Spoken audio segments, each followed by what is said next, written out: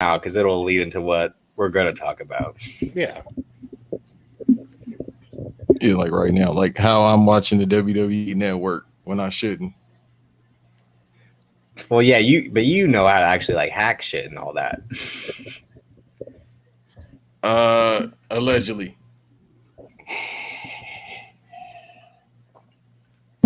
Yeah, I don't know doing if this Big just for the Brother's listening or network. Fuck them. Tell Vince that we want the network back because I don't want to watch shit on the Peacock anymore. No, I don't want. No cock for me, please. Get it off the cock. Yeah, see, when they named it that, again, I'm like, sweet. You were saying in the again, Banks versus Davis bonus episode week continues. I think this is what will cap it off. That's the Mighty Vin of WrassleRap, Split City, joining Banks and I. We're just talking about stuff, but you were speaking about market research in NBC. What kind of research did they do to be like Peacock? That's it. Like, why not just Universal? Like, well, because I think I mean, look, it's stupid. I think they wanted something that was halfway between like a recognizable brand, like in terms of a figurehead, and there have always been like the Peacock network. So they go the streaming service can never just be, the CBS streaming service. It's got to be Paramount Plus or CBS All Access. Which I don't mind Paramount Plus. That is Paramount Plus is a good one. But like, I just used it the other day to watch that shitty Mark Wahlberg movie, Infinite. But but I mean, as a name, Paramount Plus, like it's like they want something that's elegant. Like this is the whole like service. Cachet of Paramount. It's a Paramount picture with exactly. Brando like, and you think the Tiffany network, like that kind of thing. So I get why they're like, we got it, Peacock. Yeah. But it's like, I mean, the logo makes sense as well, but still, just the name. But you're also encompassing all of, like, you're not just NBC anymore. You're NBC. You've been NBC Universal for almost 20 years now. You have a whole like film division that you're tied in with. Why couldn't it just be like Universal Plus? Yeah. Or like NBC Plus? And that was like the whole point of like 30 Rock would be like, the NBC agenda with GE, like a show talking about it being owned by a conglomerate, and it not really caring about the entertainment sector as much. Just kind of like the whole thing with Fox, why they sold out 20th Century Fox to be like news and sports. That's what we're going to be at. We can sell all these movies. And again, that was probably one of the smartest deals ever made. To be like, fuck all the creative shit. We want the shit that has eyes and makes money. That's guaranteed to make money in sports with advertisements and news because we're going to tell people whether it's real or not. I mean, it's just wild because I still can't believe, and it's been a couple of years now, that not only does Disney own all the Marvel stuff and Star Wars, yeah. But which like that I could have eventually seen down the line. Like, okay, like that wasn't like a huge shock to me when that happened. Like, it was a big deal, but it wasn't like, oh my God, like I would have never seen this coming in my entire life. But to see that shows like The Simpsons and The X-Files are now Disney properties, like that blows my mind. And stuff like Aliens, the Alien franchise and all that, anything else that... anything that Fox owned movie Avatar, which they keep threatening to make 15 of those movies. Banks, shoot on your boy James Cameron. No, that's not my guy. So that is your guy. Actually done.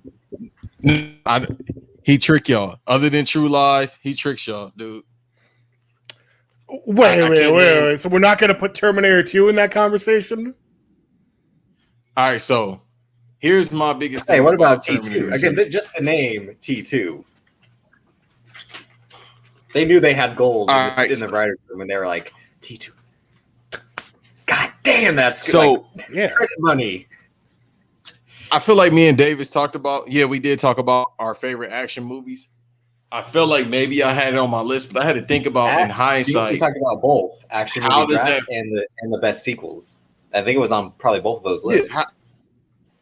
How does that rank in your mind on just overall as an action movie compared to probably me and Vin's era where we watched the Jean-Claude Van Dammes and the fucking. Well, I'll tell you this: if you want to compare it to a good sort of '80s action movie, I don't think it gets better. I mean, I'm sure if someone brought up a movie to me that I'm forgetting, I'll be like, oh yeah, it's really good too. But I rewatched RoboCop recently. Ooh. And that's a great movie, especially when you're a little older and you realize that there's so much satire in that movie. That's the thing I've been meaning to go. That's one movie I haven't really seen from start to finish. I remember seeing it as a kid. It deserves a rewatch because it works on so many levels because it works on the level of he's trying to find his humanity because he doesn't know if he's part human, part robot. It works on that level if you want to just watch it on that level.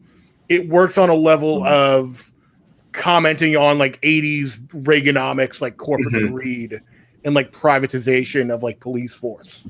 But then there's also the layer tucked underneath all of that where it's a modern commentary on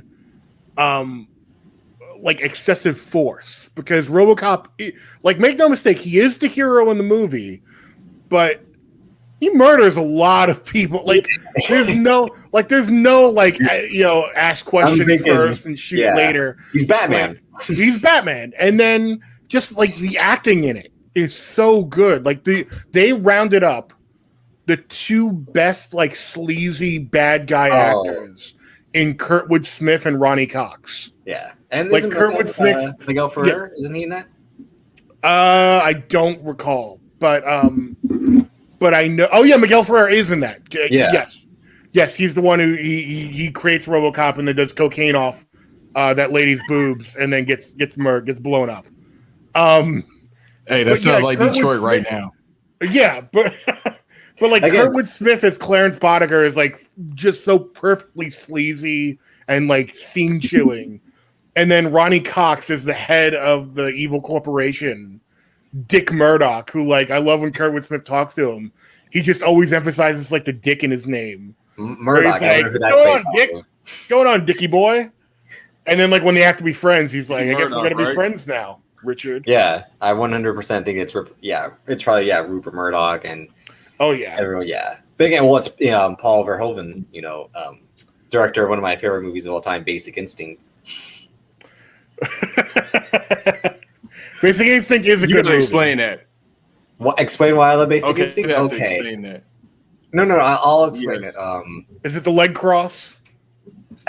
I love a movie. He's gonna lie to us, Vin, and say it's not the leg. No. Legit, an erotic thriller, and I think that's the peak form of where the guy wants the sex but is also scared of it.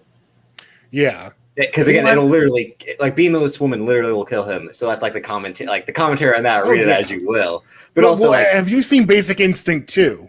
Never. I'll never watch that. No. Oh my god, you should. It's really bad, but it is it's gratuitous. It's very if you're just looking for something to get off to, and you were a fan of Sharon Stone, that's the movie you want to watch because it's so over the top. It takes everything from one, and it's just it dials up to 11. It's so ridiculously, stupidly over the top. Well, that's the thing about it'll be when they when Nick Curran arrives on the scene, they're look at the bed, it's covered in semen. He's like, whoa, it's insane. What? I love it. Again, it's a San Francisco detective story. And again, I love a cop on the edge. Is he a dirty cop? Yes, he is, but he's also a cop who's trying to be good. He's the guy you shouldn't but you're supposed to given what he's done and what he in the past and what he does at the time. And really, it's a movie if I would make a movie, I would try to recreate it in a way.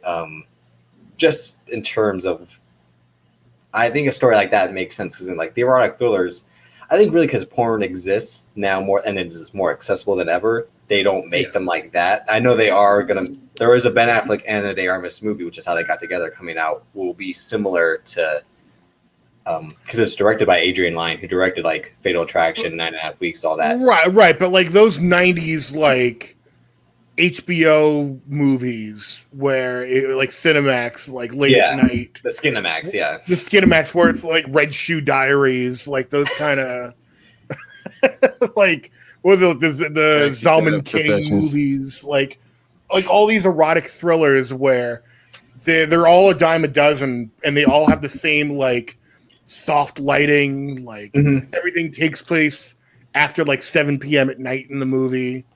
Like and that's why I think now you'd really have to be, you'd have to get like a Nicholas Winding Refn. He kind of does it, and you have to get someone who's very artistic in the filmmaking to like counteract the typical shitty story of hot horn soundtrack. Yeah. Exactly. Like bad, like this weird combo of like bad MIDI music. But that's the good thing about just like weird, like hot and heavy horns. The score is amazing as well, and but RoboCop I always mean to go back to. I've yet to see best. Yeah. The way I always describe you just go watch those movies, when they shut him. What's going on? I've seen that. Choppy. Yeah, you're chopping out things here. Okay, Emma. Yeah, so with RoboCop, just go back to the scene where they shot the shit out of him. That's it. Oh no, I've seen that. Yeah, that's what I remember the most. Blow his hand off, and again, excessive force. Yeah, and cartoonish violence and all that, and that's really the thing. Is like I think Verhoeven, because again, Verhoeven is someone who, like he has this movie coming out about nuns, lesbian nuns, and it's meant to be more a commentary about Catholicism as a whole. But that's a selling point is nuns that have sex. Yeah.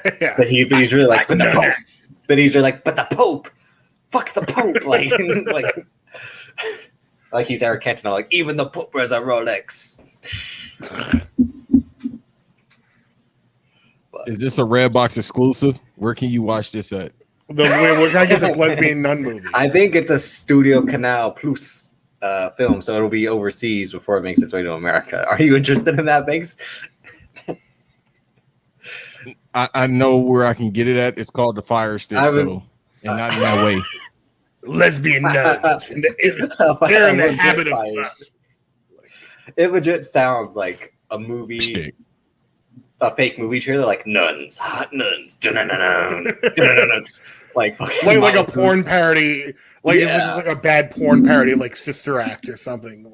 Like how Tropic Thunder did like the fake trailers before the movie started. It legit sounds like that. We're like this, like when they had the Tobey Maguire, Robert Downey Jr.'s character. With it grabbing the rosary beads.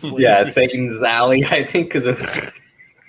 I saw it as a kid. I had no idea what that meant until like I rewatched it over and over. I'm like, oh, yeah. That's like I always love when movies do fake trailers. Like I loved, I love Grindhouse when they do the fake trailers in between the movies. Don't. Thanksgiving. Yes. You know what's funny? Yeah. See, Edgar Wright did Don't, and then he legit is making He's already made it. It'll be coming out this year, Last Night in Soho, which he said that he loves horror movies and wanted to make a horror movie. I mean, he made Shaun of the Dead. That's a horror movie itself, but it's funny because people forget the fake trailer in Grindhouse that actually became a movie series with Machete. Mm-hmm. Yeah, which I love the two Machete movies. Like they're just I still haven't seen ridiculous. Those are two I know I still haven't seen. You haven't seen them? Nah, I know I haven't. I like Robert Rodriguez. Love Danny Trejo. Especially the first one.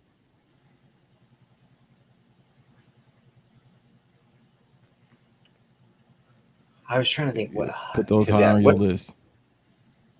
It was Don't. Yeah, I think that was the third Thanksgiving, which is by Eli Roth. Yeah, and then there was one with where it's like Nicolas Cage as Fu Manchu. Yeah, that's the Rob Zombie one. The Werewolves of the SS. Yes, werewolf women of the SS. We're like, I don't think you can get that made now. I think you could. I think like someone with Nicolas Cage, yeah, with Nick Cage, because he's making a movie now with Pedro Pascal where he's playing himself. Well, Nick Cage is just gonna do whatever he wants now. That's just he was in like that knockoff Five Nights at Freddy's movie. Like, didn't you watch that? Oh, I saw that when it first came out. The night it came out, I watched that. Was it any good? It didn't look that good. He loves bad movies, though. Okay. It was fucking hysterical. It was fucking hysterical, especially the animatronic that was speaking Spanish. I was in tears. Banks has actually seen Money Plane, starring Kelsey Grammer. Oh, I love the Money Plane. Oh, you've seen it. Get me my Money Plane. Let's go. Let's talk about it. You want to bet? You want to bet on a guy fucking an alligator? Money Plane. Oh God! I just know that because I read that Ringer story that the youngest Lawrence brother, Adam Copeland's best promo. No, don't you say that! Come on. It's just so ridiculous, that movie. It's so stupid. Like, that was his best promo piece.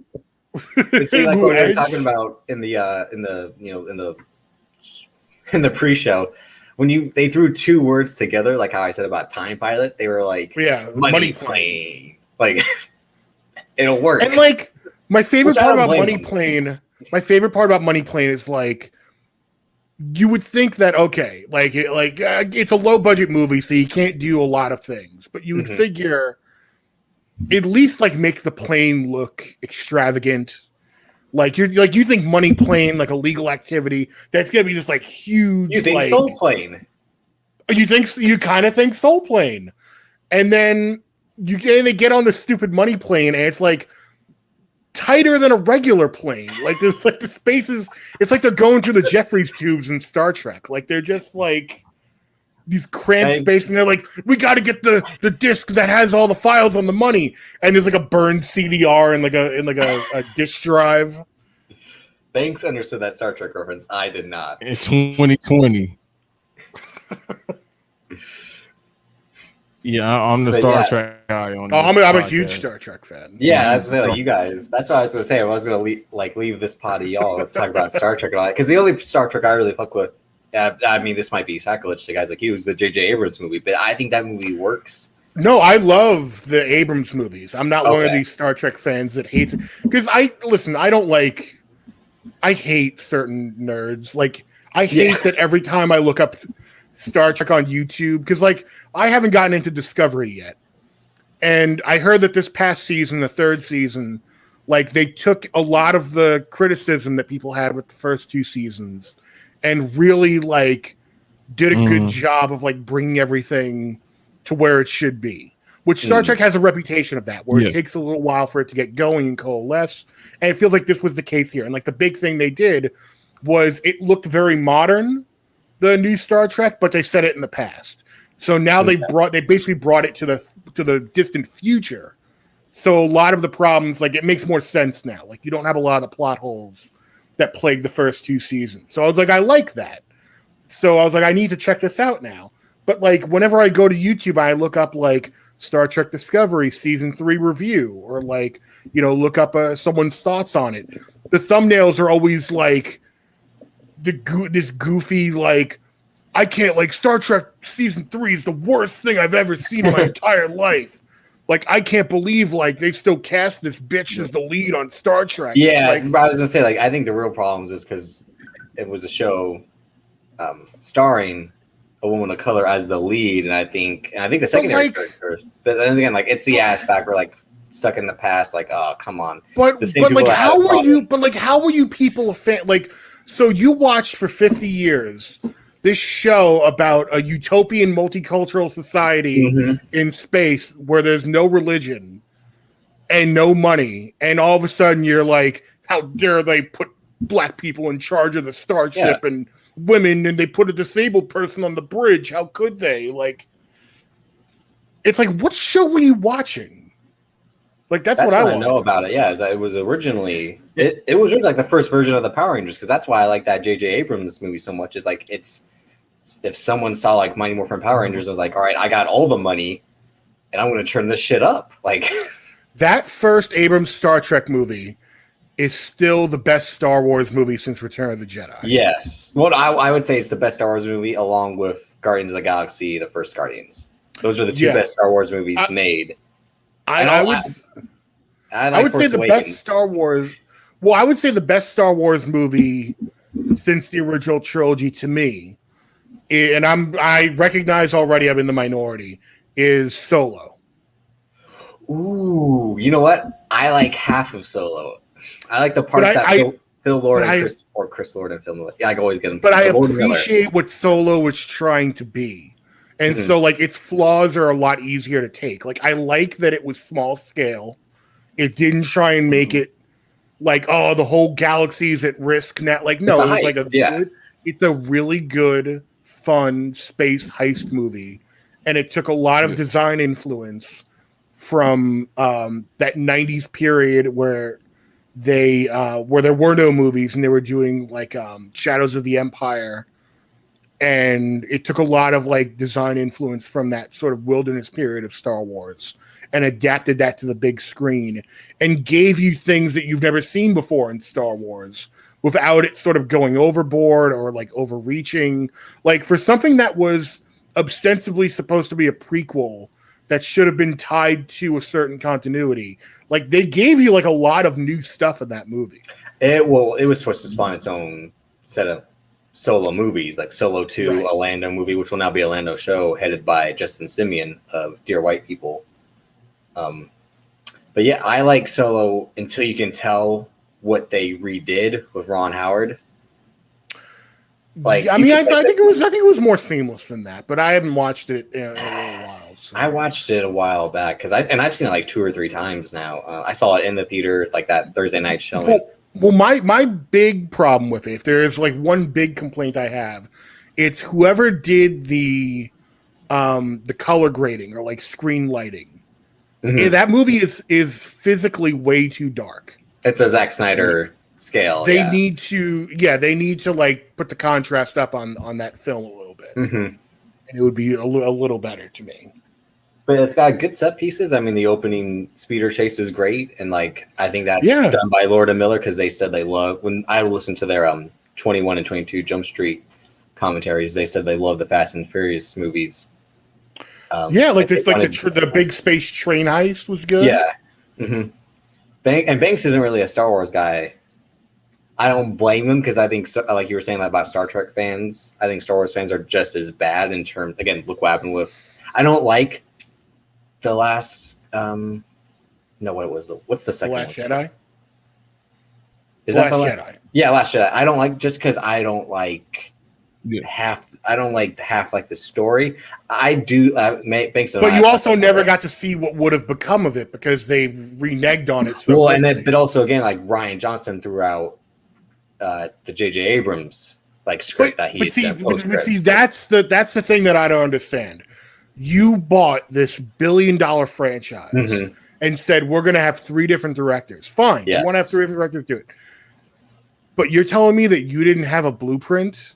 Yeah. For how you were going to get like the beginning, the middle, and the end? Kathleen Kennedy does not know how to run Star Wars. And that's why I think they've tried to lure Kevin Feige over. Like they got him for one movie. Now they're hoping he maybe likes it to then do a little bit more. But he knows Marvel's his primary focus and he's got all the sway over there. Now that like Perlmutter, like years ago, like I think 2015, they pushed him out. So whereas Feige doesn't have to answer to anyone, but Disney higher ups who co-signed his vision and all that. But yeah, Kathleen Kennedy is someone who will shit can someone after hiring them 3 months earlier.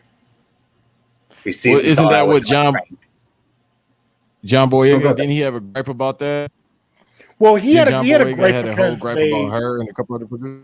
Well, his big gripe, and I totally get it, is that they built him up in those first 2 movies. Like they put him on posters with lightsabers, as if like, oh, he's gonna be the next big Jedi.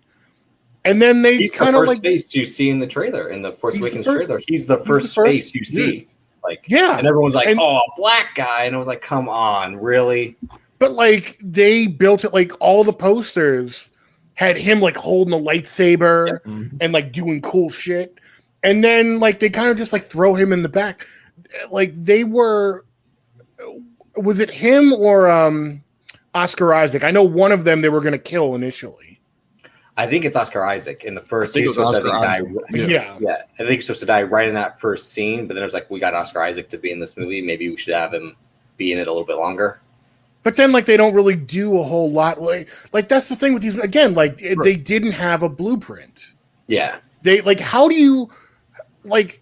I don't blame Rian Johnson because they let him No. throw out the script. Like, because again, he's a great filmmaker with Brick. Yeah, Looper, like Knives Out. Bullet's Broom is to me, but I've only seen that once. But you let him throw the script out. Like, that's on you. If I remember correctly, I swear that when they announced it, he was going to direct 8 and then just write 9. It was something weird. Like, I'm like, why would you do that? And then they gave Colin Trevorrow control of 9, and then again he made Book of Henry. They're like, nope, you're out, and had to beg J.J. Abrams to come back, and he brought Chris Terrio, who like is an ultimate finesser when it comes to making. After he wins an Oscar for Argo, but then goes on to write Justice League, and then writes The Rise of Skywalker. Like, come on. Well, it's funny because I think Colin Trevorrow was sort of the odd man out of those three because I did not like his direction of Jurassic World. I like Jurassic World a lot. I think it's great. Here's the thing. I think there were a couple things that prevented me from loving it. I think we've talked about this because Jurassic World to me is one of the best horror movies ever made because it's so dark. Really? And like if dinosaurs get loose on a theme park, that's a horror movie. Like, I like the idea of Jurassic World. I don't think they went far enough. There are a couple of scenes that are really good. Like, I love when the pterodactyls break free and then Jimmy. That's what I mean. Like, margaritas and running away. But I would have wanted like more of that. Like, they grab the girl, like grab like the two boys' tour guide, that woman, and like they throw her back and forth, the pterodactyls, and then eat her. I was like, what the fuck? I wanted more of that. They gave you a taste. And here's the funny thing. I will actually defend Fallen Kingdom. That's the original second one, right? That's that's the new second one. Yeah. Oh yeah. That's the one that came out. Lost World's the second one. Yeah. No, see, I thought Fallen Kingdom was atrocious. I saw that in the theater and I was like, I want to get out of here. See, here's the thing with Fallen Kingdom is that it's an example of it is. No. It is. You have. First off, let me just get a big caveat out of the way. People need to stop comparing every Jurassic Park movie to the first Jurassic Park because it's a pipe dream. It's not going to happen. Every movie you kind of have to take as its own thing. With that said, Fallen Kingdom is a gigantic B movie and knew exactly what it was trying to do. It is rich aristocrats selling dinosaurs on the black market in a haunted mansion. And then the dinosaurs get loose, and now you've got a haunted mansion movie on a $200 million budget. But instead of ghosts, there's dinosaurs. That they wanted to like make it small scale with all the big scale stuff around it. I'm like, But if you knew going in, that's what it was going to be. I think you would have liked it a lot more. I probably still would have been like, because that's the one thing about Jurassic World is that it is the blockbuster that it was supposed to be. Right. Again, it's got Chris Pratt riding with fucking raptors aside him. It's like, oh shit! It's got a mega dinosaur and all that. Again, this third one, Dominion, which I just think of the New Japan pay-per-view whenever I hear that. They're gonna fight. They're gonna get in the ring against Okada. Okada's gonna grab a small T-Rex arm and go. He's gonna rainmaker him. Which I would pay to see. Well, that's like, did you see the poster for their new summer lineup of shows because they're sponsored by go on my Twitter right now and scroll down a little bit. The poster's on there, but they have this poster because their next two shows, I guess, are sponsored by Kong vs. Godzilla. So they've got this poster where Red Shoes is in the middle of Kong and Godzilla. No, Red Shoes. And he's like, no, stop. It's like he's refereeing a match between Kong this is and amazing. Yeah. Oh, I actually saved that. I'll put it on the screen, Vin, but I actually did save that. Yeah, that's what it is. He's like, no! That's probably from when Katsuri Shibata headbutted Okada when he's like, oh, you're dead. Like, oh, he just no-sold the Rainmaker. That's not good. Like, because that's the thing. When they started talking about like what else you could talk about, Vin, you're big into New Japan. I was for like right after the legendary Okada Omega 1. I watched that entire 2017, half of 2018. Again, like I was saying earlier when I was talking to X and Josh, I just didn't have the time to keep up with that, along with like regular WWE. And even at that time, I was just strictly watching NXT because I thought that was vastly superior. But I would always try to catch like the big New Japan matches. Banks, have you been keeping up on New Japan or no? All right, so I watched the last pay-per-view because I mean it's fucking 20 a month.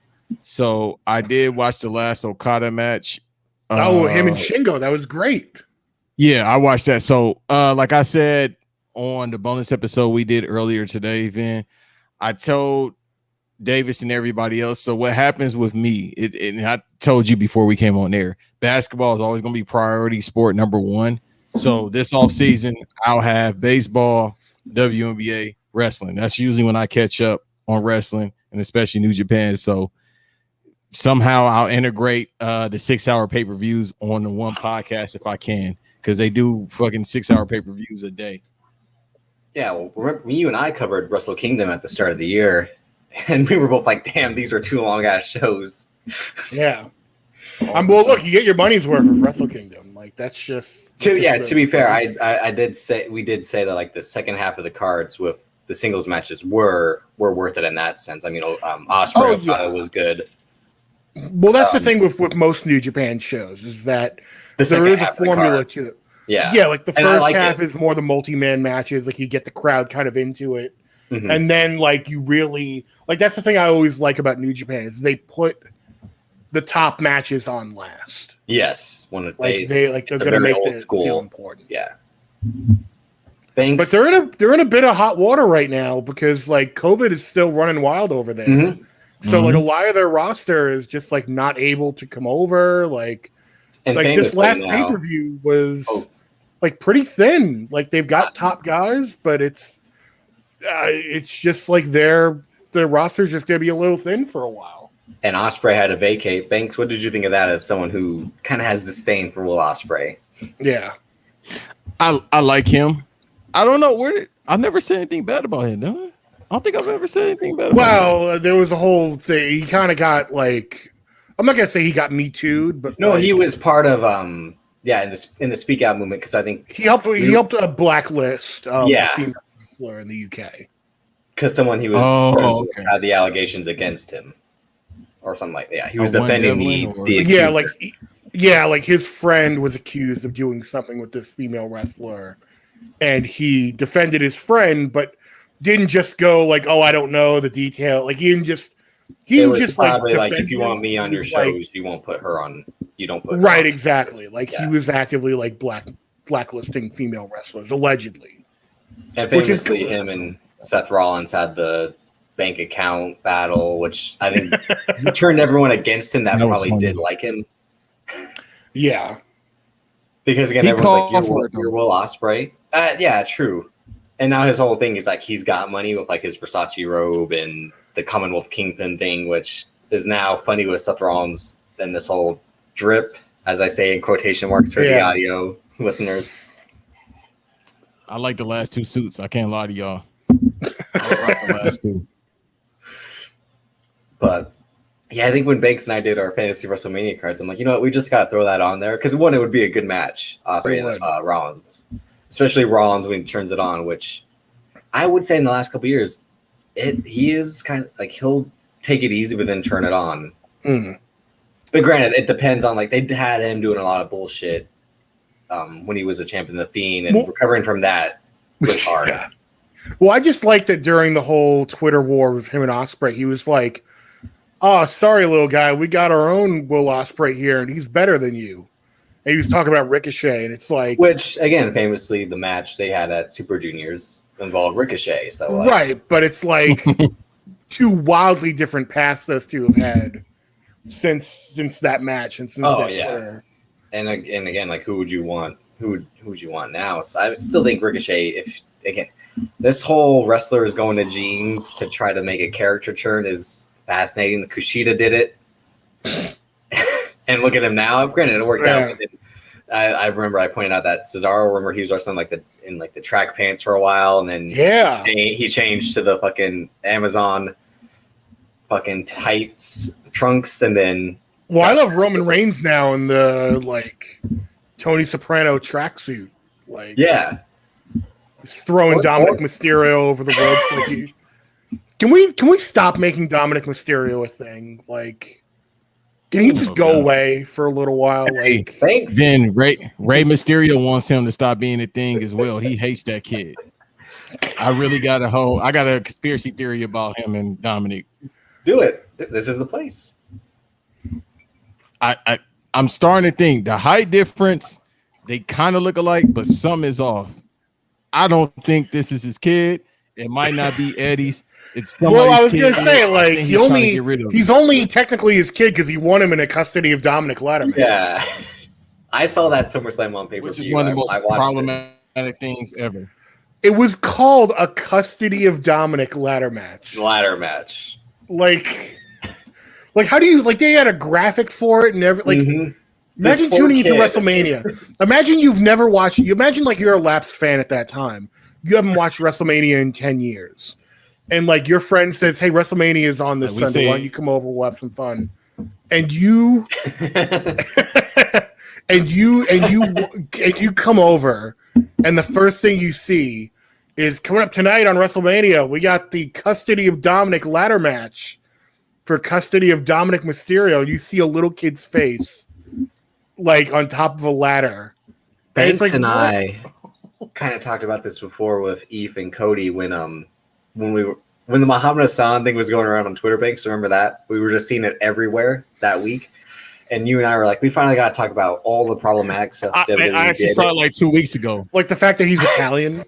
Yeah, no, but I mean, all the problematic stuff they did in the Ruthless Aggression era was because they hired legit TV writers who were going to put TV storylines into wrestling more than ever. And again, it was you know what? This guy has a son, but he's not really his son. Dun dun dun. I watched The Shield this week, and I'm gonna make it like The Shield.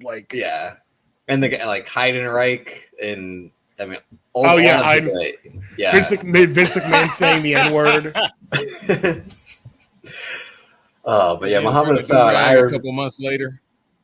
That was a little bit. That was a year and a half later because when all the tag I will give someone $1,000 cold hard cash if they can recite every tag team in WWE from 2004 to 2009.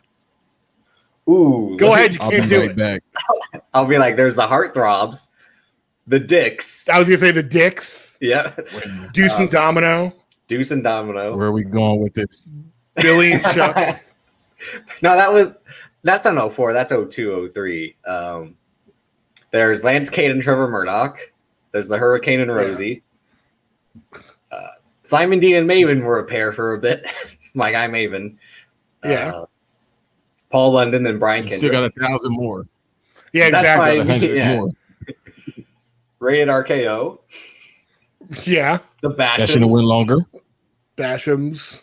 Eddie Guerrero, Booker T. Eddie Guerrero, Rey Mysterio, Booker T, RVD, Rey Mysterio. As we talked about last week in our tag teams, that Rey Mysterio and Rob Van Dam had the Venn diagram of legendary tag team partners.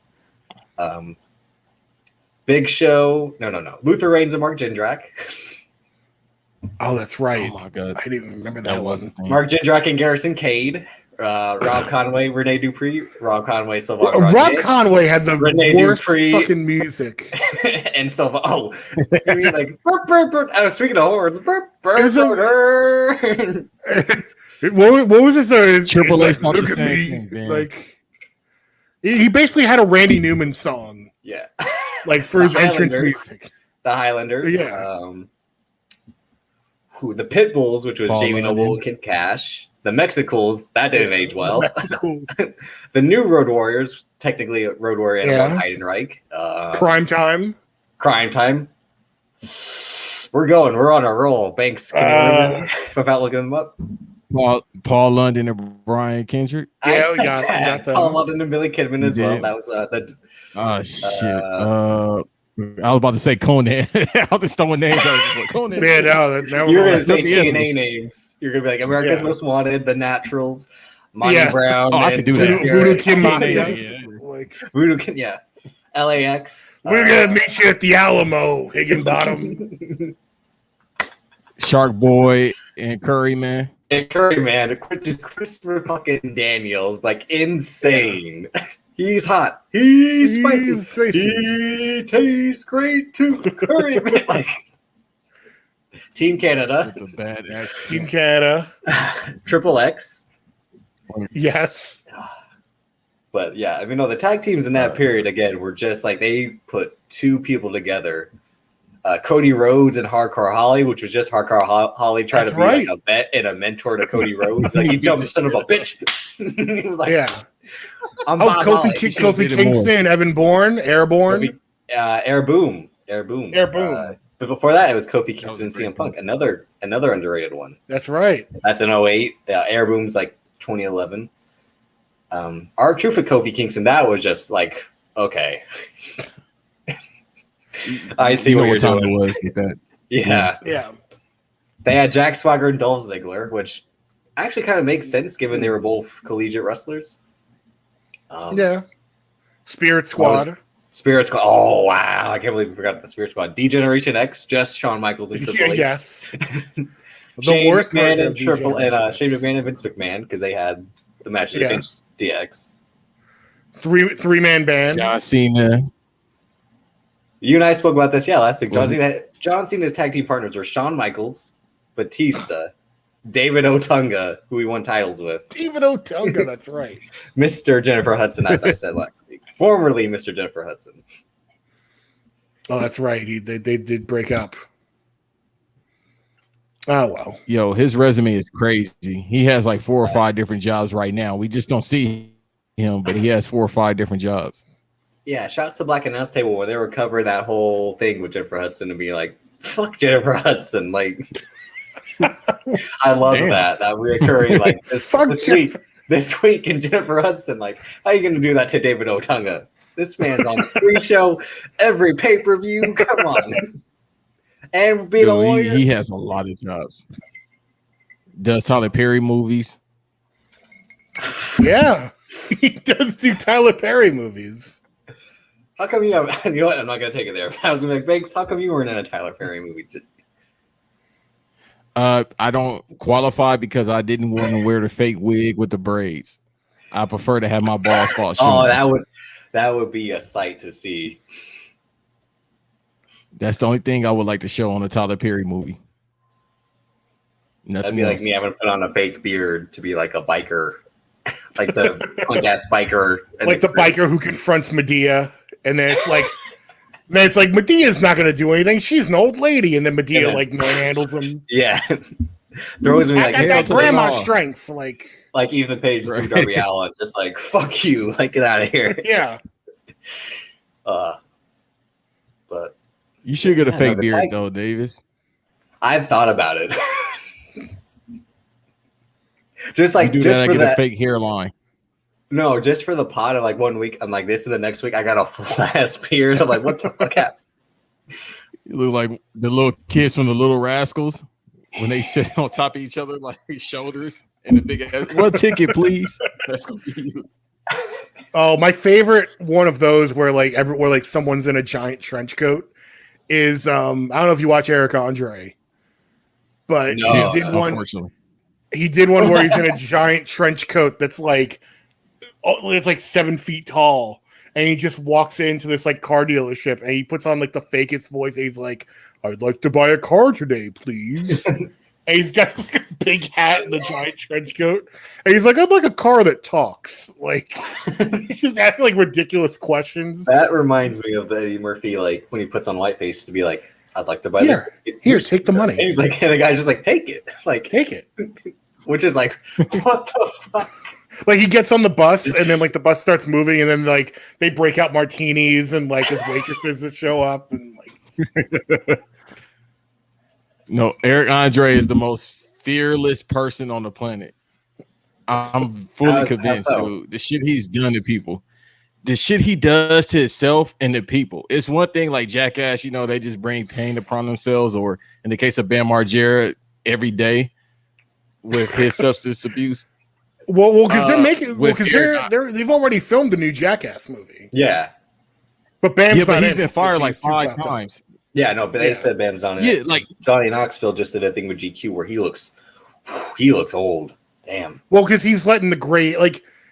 Yeah, that's the most important. Yeah, he looks good, but it's just shocking to not see him with the dyed hair. But also, he's got the body of Terry Funk, where he's got no knees.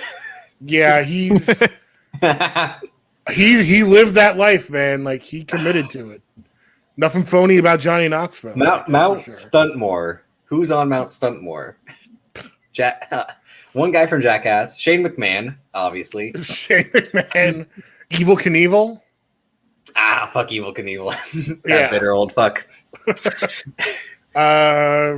the because the whole thing about Evil Knievel was like, I'm gonna jump the Grand Canyon and not even do it. Like, no shit. Did you actually think you could do that? I'm not giving you credit for like breaking bones for doing shit that's like not even possible. Break it. Well, did he successfully? Like, I don't know what the deal was with that. Like, did he successfully jump or?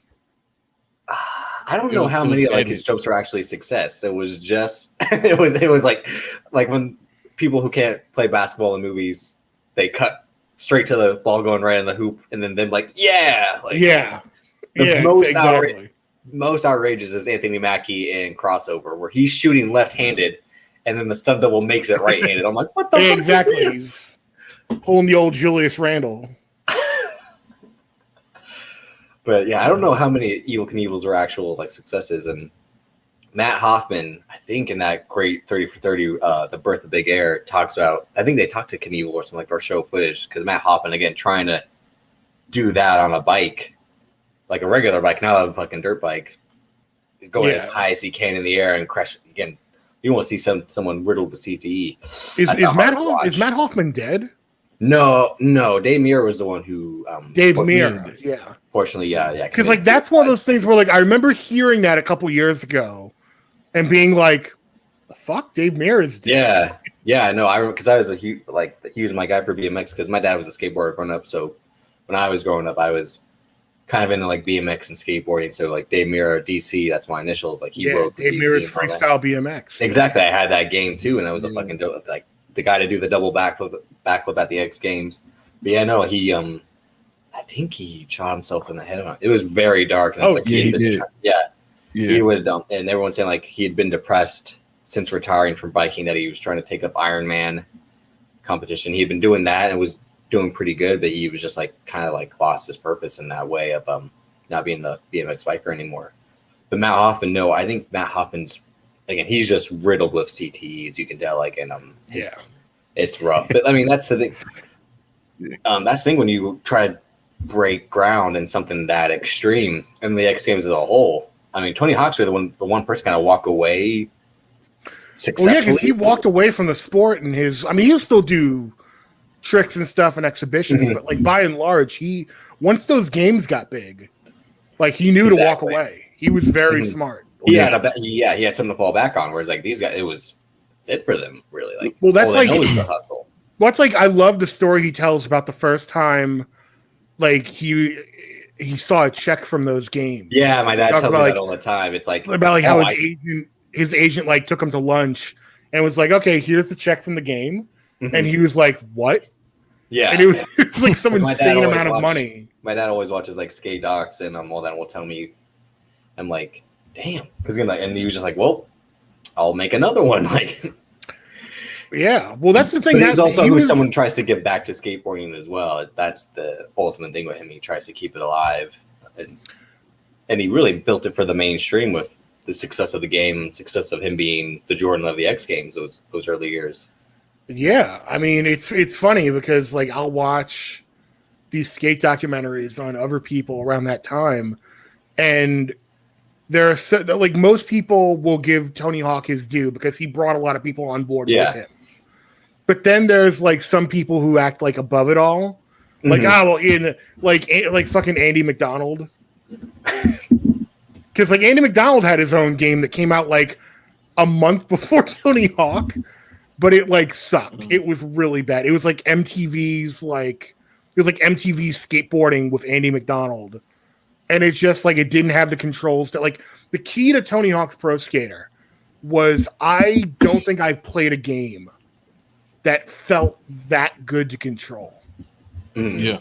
Like when people talk about game feel and like, you know, sometimes a game just like it doesn't look that special, but like when you play it, it just feels so good to just like to control. You can play it all day. That's that. Yeah, you can play it all day, and like that game was like those first couple Tony Hawk games like were that.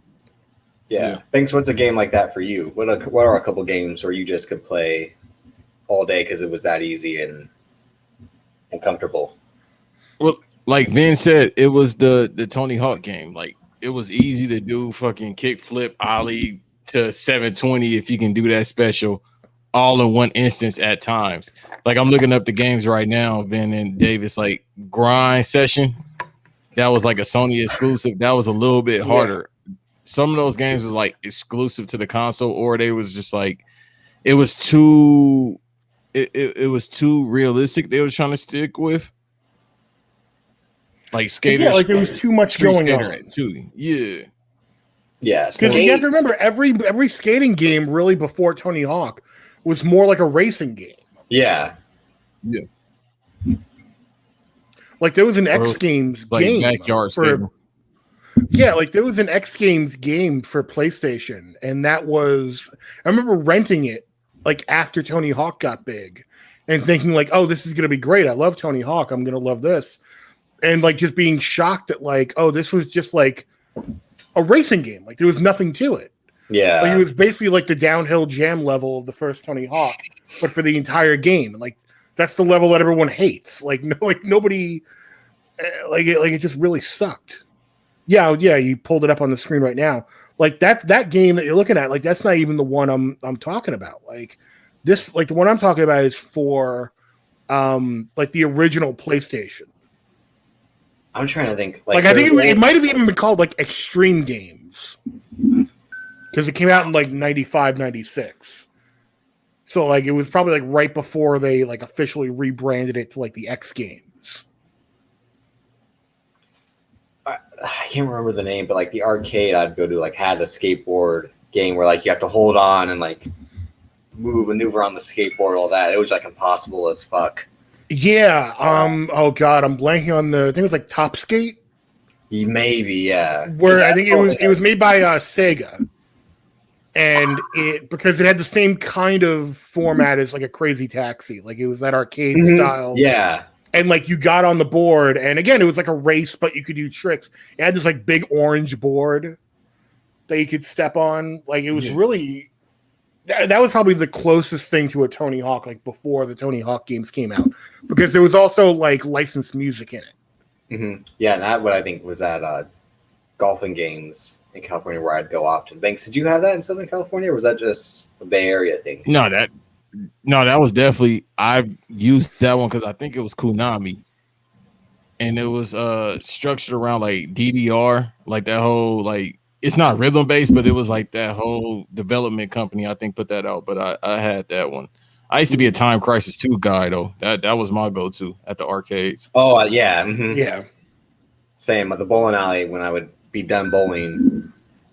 I would go play Time Crisis or the Fast and Furious game. The arcade game at that time was out too. Fucking shifting gears like Paul Walker. Like I forgot Thrasher had a game on PlayStation. Skate and Destroy. Yeah, Thrasher. Again, like all these games that came out like either right before or like immediately after Tony Hawk and just didn't do it as well.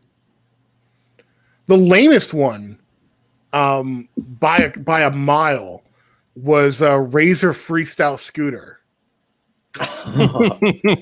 I remember that. I think I do too.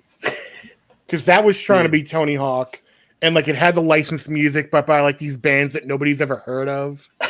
Like I remember one of the bands was called like the Sloppy Meat Eaters. Oh wow! Like just like these nothing bands, and then like the tricks you could pull off on your scooter were like not that impressive. Yeah, I was gonna say it's just like that's it. Yeah, I remember renting it once out of curiosity, and it had a plot line like, "Oh, a robot stole all your friends, and you got to save them." I'm like, what? I maybe had it for a Game Boy or something, or by using a Razor scooter. Yeah, basically. There it is, Razor Freestyle scooter. Yeah. Look at that kid just falling off his scooter into the void. I just say like I fucked myself up on a Razor once. Cover. A crack right in the driveway. I went against the pavement. Yeah, like I remember I was going down a hill. Yeah, I was going down a hill on a Razor scooter when I was like 9 or 10, and like tripped on something, and because I was going downhill, I like went flying down the hill. Like, it was not fun. It was part of me landed in dog shit, and like I was bleeding. Like it was a low point. It was not. Yeah. Thanks. Did you ever fuck with razors? Absolutely. And just like Ben, I have a story. I bit the shit as well. For me, I went for it. Like I wasn't bad as heads going down the hill. Yeah, it's just like I tried to do something and I landed like I tried to pop. And I came down and I ended up somehow doing the front row.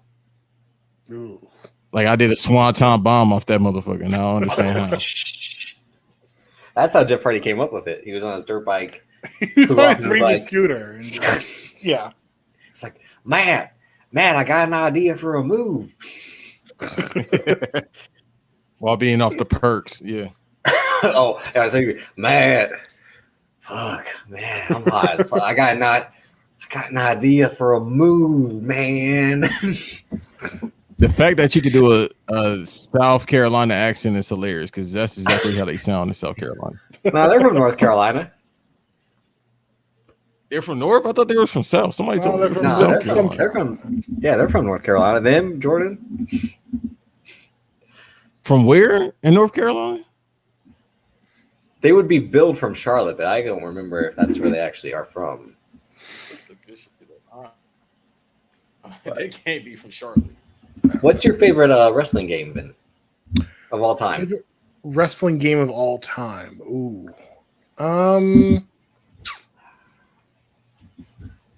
That's a tough one. There's so many good ones. Certainly nothing recently. I do 2K19. I like a lot. I think that was again obviously when I didn't play 2K20 just because I heard all the reviews were bad. But 2K19 I thought was better than because I had 18 and 17 after not playing the previous ones. I would say I really liked WrestleMania 2000. Yes, sir. WrestleMania 2000, but like those games around that time were all like built off the same engine. I was about to say, so like No Mercy 2000, no Mercy from what I know. WCW and NWO. Yeah, no like because then like the follow up to No Mercy was supposed to be Backlash. That was supposed to be right. Mm-hmm. That's what I heard. And I would say SmackDown 2 on the original PlayStation is pretty up there. I think that game kind of gets slept on a little bit. Thanks. Yeah, Know Your Role. Yeah, SmackDown 2 Know Your Role is really good. Yeah, that whole era of wrestling games I think was pretty solid. It's funny because like when you go back to the beginning of that run and you look at like I remember going over a friend's house and loving, like we would spend hours playing Warzone. Mm-hmm. And now you look at Warzone now and it's like unplayable. It's like the most bare bones bullshit. I tried to play Attitude because I had Attitude when it first came out. I tried to play Attitude like a year ago, and I'm like, how the fuck did we get through this? Like, it's like a puzzle. It's the same thing. Yeah, Warzone and Attitude are basically the same game. Like, yeah, Attitude had it had Shane McMahon on commentary, and they had damn near everybody that was on the roster at that point. Yeah, and then there were the two ECW games, which were built off of the Warzone Attitude engine, because they had dumped that engine at that point. to go with the Aki engine. So basically, like, you had these two games that at the time were okay, but were really like showing their age very quickly. And then like ECW just comes and picks up the scraps. And like the only thing ECW had over those games is like the ECW roster for those games was like gigantic. I was gonna say, I remember being like 5 or 6 years old, going in like old school game shops with my dad, or places that sold like collectibles, and always seeing the ECW game, and me being like, "Oh, that's wrestling," but never getting it. I think like the first real wrestling game I played had to have been Raw 2, which was like unplayable to me. I couldn't win a single match with that. Then I think I got Day of Reckoning before SmackDown versus Raw, the first one. Yeah, Day of Reckoning was not bad. Yeah, the first Day of Reckoning. And I can't remember if I, in that time frame before Raw versus SmackDown and after Day of Reckoning, if I had gotten SmackDown Here Comes the Pain, which is actually pretty good. And it had the Elimination Chamber. I was like, oh wow, it's got the Elimination Chamber and all that. Yeah. And it had like Ultimo Dragon. I think that's the only time he was in a WWE game. And that roster was pretty huge. But SmackDown versus Raw, I might have gotten it for Christmas that year, and I played it like all the time. I took it everywhere with me along with my PlayStation 2 just to like hook it. If I was going to stay at like an aunt's house for a few days for the holidays, I'd bring it with and just be like, I'm playing. Yeah, there's definitely a couple systems that like hold a special place in my heart, and that I have emulators for on my computer that I just like play all the time, or like I'll go through waves of playing them. Like one of them is definitely like Sega Genesis and Sega CD. Sega CD I think is fairly underrated. I think that people lump it in with the 32X. They lump it in with like, oh, Sega was like not having a good time at that point and like putting out too many accessories. But like the Sega CD sold like a couple million units. Like it wasn't like this complete failure. And it had like some good games along with like the cheesy full motion video games. The Dreamcast is another system that I loved. Like if I had to pick one system that like I absolutely like loved unconditionally, it was probably the Dreamcast. And then the original PlayStation I got during that. The PlayStation had like two eras before the PlayStation 2 came along. There was that initial period where the PlayStation first came out, and you had like all these sort of early PlayStation games that had their own kind of feel to them. Like Banks, you would probably know what I'm talking about. And then like PlayStation kind of had a second wind in like 2000 or not 2000 in like late 97 98 up to like 2001, basically when Final Fantasy VII came along.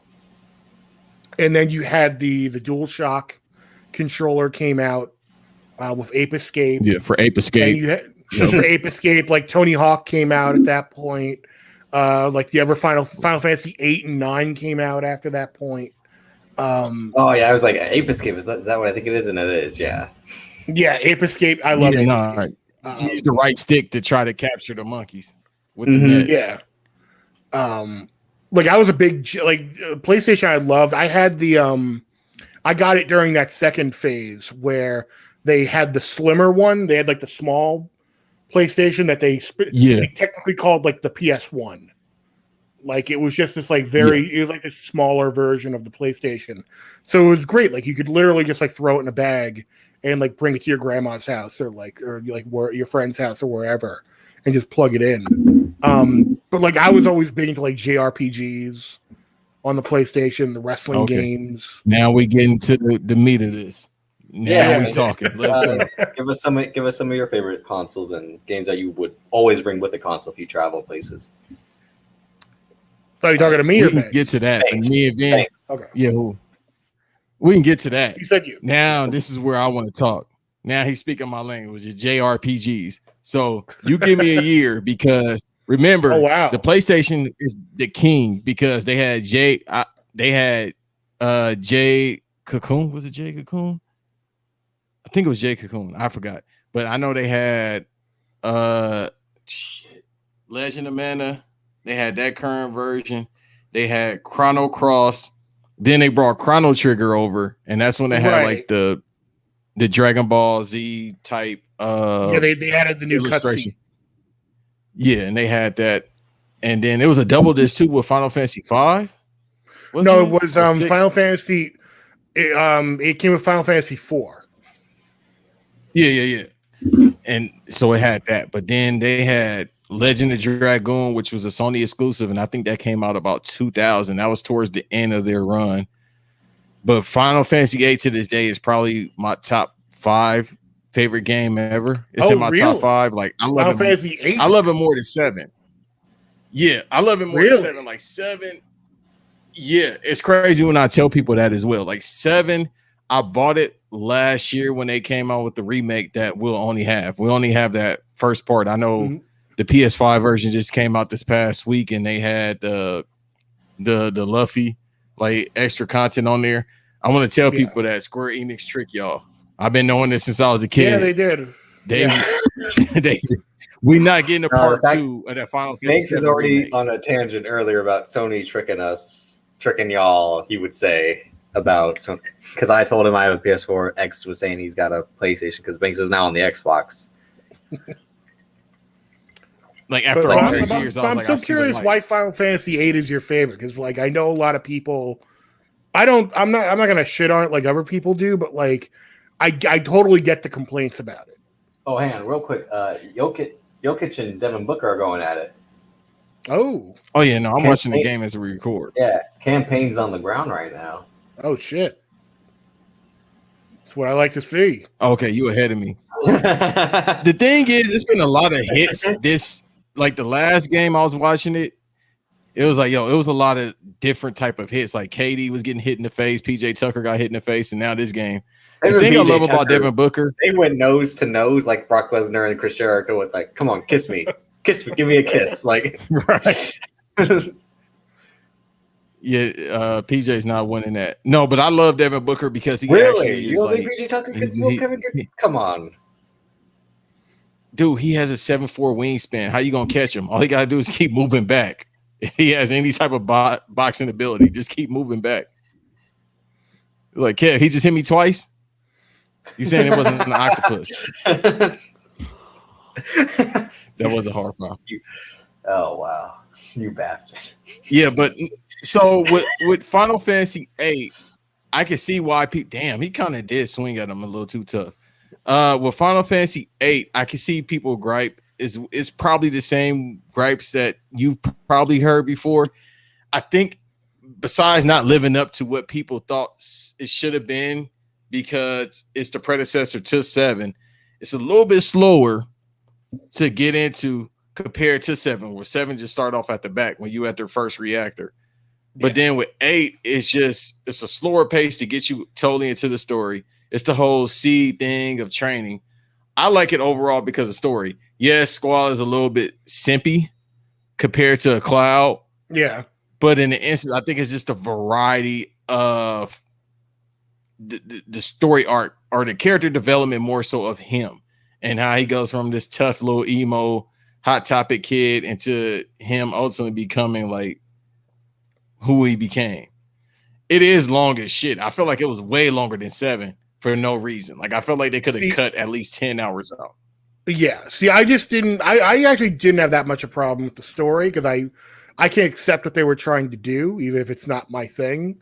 Like I'm not one of these people that's like, oh, they made the story more romantic. It's like, well, that's what they're going for. So deal with it. But I just didn't like the junction system. I thought the junction system was completely broken. I think that combat wise, it didn't, like, the materia system was just so well executed, and then to go from that to the junction system, where you could basically break the game at a certain point. I just think it just wasn't fun. Like at a certain point, like I would just have to put the game down. Like with that said, again, I do like what they were going for. I think 9 is very underrated. 9, I think, is like a love letter to early Final Fantasy, and a good send off to like the PlayStation era. I think people sleep on 9 a lot. But I will say, if people were interested in 8 and they didn't like it, I think Final Fantasy X is more what those people were looking for. I think 10 is that's the only one. That's the only one I really know because I had a cousin that would play it all the time whenever I would go over to his house. Yeah, 10 he I consider constantly had 10 on. Yeah, 10 I would consider to be the last of the like classic line of Final Fantasy games. Because I remember seeing this case, yes, or this like on the home screen all the time when I'd go over. Yeah, 10 was like the last, to me, is the last classic Final Fantasy game. Because after that, like 12 changed up the combat so radically, where basically it was all about like programming your team to do the right moves in battle. Like it wasn't a traditional like RPG, like JRPG, like timed action battle system where like you're choosing your moves and you watch them play out. And then 13 just sucked. 13 was a very linear game. 15 I thought was okay. I thought it was a nice tight little adventure, but it just was lacking. It didn't feel Final Fantasy, if that makes sense. And it feels like, from what we've seen of their little teases of Final Fantasy 16, that maybe they're going back to that like they're doing a big grand adventure again. I'm kind of excited to see what they're going to do. Yeah, that's projected to actually come out within our timeline, right? Like our life. Within our life, yeah. Yeah, because Square Enix, like I said, they could go. Well, yeah, it's funny. Like the original tech demo that they put out for the Final Fantasy VII remake came out in 2005. Mm-hmm. And then, like, we just got the game last year. And then they announced the remake in 2015, like literally 10 years later. Like, yeah, we're coming out with a remake. Yeah, so I mean, who knows when it's going to come out? If this ever happens, I can assure you, I will go absolutely insane with joy. I still want another Chrono game. We're not getting that. We're not. But Chrono Trigger is my favorite RPG. It's one of my favorite games ever. Chrono Cross, I think, it's a great game. Very, very confusing. You really have to be into the lore of Chrono Trigger and Chrono Cross to like get the most out of it.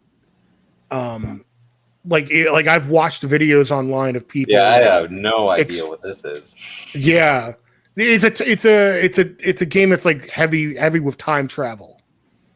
And basically, like, they don't just go in on time travel in this game. It's like there's time travel, but then there's like other dimensions, and then like you're going back and forth in those dimensions, and then like eventually they pull in the timeline from the first video game. So then you're dealing with like alternate timelines. Like it's a whole big mess, and the lore kind of like basically goes up its own ass. You you explaining this is like Banks explaining Metal Gear Solid to me, because I was like, they're finally talking about making this movie with Oscar Isaac, all that, and I'm like, I remember my dad, I think, playing one of them, but I can't remember which one. It was like I was really young, but I just would always hear Metal Gear Solid. I've never played it myself because I just don't game that much. But Banks, I'm like, can you explain? Because you love Metal Gear Solid. I'm like, can you explain? He's like, I can't even explain it, and I've played like every single one. Yeah, I had to watch like the video, and it was still like, wait. So he's a clone, but he's the son. I'm like, what? And then at a certain point, like some of these series just like go up and in on themselves. Like I've watched videos because there's two games. There's Chrono Trigger for the Super Nintendo, and there's Chrono Cross for the PlayStation, and they're basically divided by like the stories are a generation apart, and Chrono Cross is supposed to be like its own story. But then you find out halfway through the game that it's like, it actually is like very closely connected to the first game. So it's not like prequels. It's not a direct sequel. No, it's not like how the Star Wars prequels were treated, where it was like, this is going to be the origin of Darth Vader and all that. Right, exactly. Like it's a whole new story, new characters, like different plot. but then like because of the time travel aspect, like it ends up being like more closely connected than you think. But like it's so complicated. Like I've watched videos online of people like breaking down the story of Chrono Cross and like going piece by piece over like what happens throughout the game. And like I still don't think I could. If I was talking to a super fan right now, I don't think I could explain it to them. Like it's insane. Some of these JRPGs just like they're not for casuals. Some of them are just like I hate to sound gatekeeping because I hate gatekeeping, but like they make it gatekeepy sometimes because like they make it so that like some of these games are just like sometimes not accessible. Like even something like Final Fantasy VII, which is very accessible, and was like the big breakout hit for the PlayStation. It's still 4 discs long. Like that's not a small adventure. Like 4 discs long on the PlayStation. Like that's a big commitment. Like I remember it took a whole summer for like me and my friends to like, beat that game. Like, yeah, damn, I couldn't imagine. That's what I do miss, and that's one of my biggest gripes with current gen. It's just like, dude, it's no substance. It's like I know I sound like the old bitter like wrestling fan. Like, yeah, I don't like this because it's not a 40-minute yet. For weeks, you've been trying to tell me like we got to do a Terry Funk, Bob Backlund, Gerald Briscoe pod. I'm like, I don't want to watch these old fucks be like, I gotta hold on, yeah. I'm gonna hold you, Mr. Backlund. I'm gonna hold you, and then you're gonna counter, and we're gonna work to post. Like, all right, Jerry, exactly. Let's speed it up. That's different. Yeah. That's fundamentals. Like it's the same thing with me in basketball. Like I just told you, like I want to hear Hubie Brown talk about basketball. That sounds fun to me. You know what I mean? Like I'm an old guy in that instance. Like, yeah, I like, drop toe holds. I like ankle locks. You know what I mean? Counter wrestling. This is why Bret Hart is one of my goats. I like wrestling. Or I'm sorry, that's pro wrestling. That ain't wrestling. That's pro wrestling. Yeah, I was gonna say no. Yeah. People say being a professional. People say you're a fake athlete, you're a phony. They never say you're a hell of an actor. That's Bret Hart being like I love one of my favorite things in the world right now is watching clips on YouTube of Bret Hart cameos. Oh, because it's always people asking him because it's all people asking him questions, and he's so like just Canadian honest about it. Yeah, where all his cameos are just this, where he's like, okay, I want to give a shout out to Devin. It's your birthday. Happy birthday, Devin. Thanks for thinking of me. And to answer your question, WCW didn't know what to do with me. They just had their head up their ass the whole time. And Hulk Hogan's a big piece of shit. Yeah, which, to be fair, he is accurate. He's right on that. Yeah. But just like I love the casualness whenever he's like talking about that time. He's always just like, yeah, Hulk Hogan's a big piece of shit. And I just he's like, they didn't know what to do with the Hitman, and it's a shame because I could have done a lot of good stuff, but they just didn't know what to do with me. Don't want to besmirch anyone's name, but fuck Hulk Hogan, he's a piece of shit. But I'm not gonna make a scene, not gonna get loud, not gonna raise my voice. Fuck him and the ground he stands on. I hope he dies. Yeah, it's a shame we can't get that DVD. It's a shame we can't get that DVD of Owen, but his mom wants to act a certain way, and that's just her prerogative. So, I don't think she should not let us see anything about his career. He was a talented worker. He's my little brother. Hell of a performer, hell of a wrestler. Hell of a wrestler. He was better than me. Professional. Well, that goes without saying. He's not gonna say it, but that goes without saying, bro. Oh, so you admit it? About Owen? I've never been asked about that, but I think if you got eyes, or in the case of Eve, what do you say? A frontal lobe? I got eyes and a frontal lobe. 2 eyes, 2 ears, and a frontal lobe. Like you are not gonna deceive. Like nobody's ever asked me about Owen Hart, bro. But it's kind of like blatant that he's better than just Brett. It is, to me, it is funny just to do the whole Bret Hart is boring thing, just because the people are like, fuck you, he's not boring. But it's like, that's the only time I like to troll, really, is just like, oh, you know, Bret Hart. Yeah, because my dad would do when I was going to be like, he had the same match over and over, and fuck him. Meanwhile, my dad's a huge Ric Flair fan, and people are like, he had the same match over and over. Ric Flair had the same match over and over again. And my dad's like, no, he didn't. No, he didn't. It's like, but he bled. Did Bret Hart ever bleed? It's like, no, he made Steve Austin bleed. Yeah.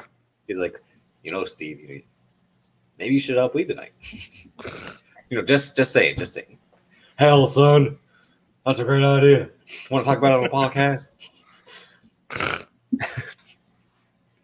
Steve Austin being a podcast, if you told him what a podcast was in like 2000, would have been like, before what? He would legit would be like, what?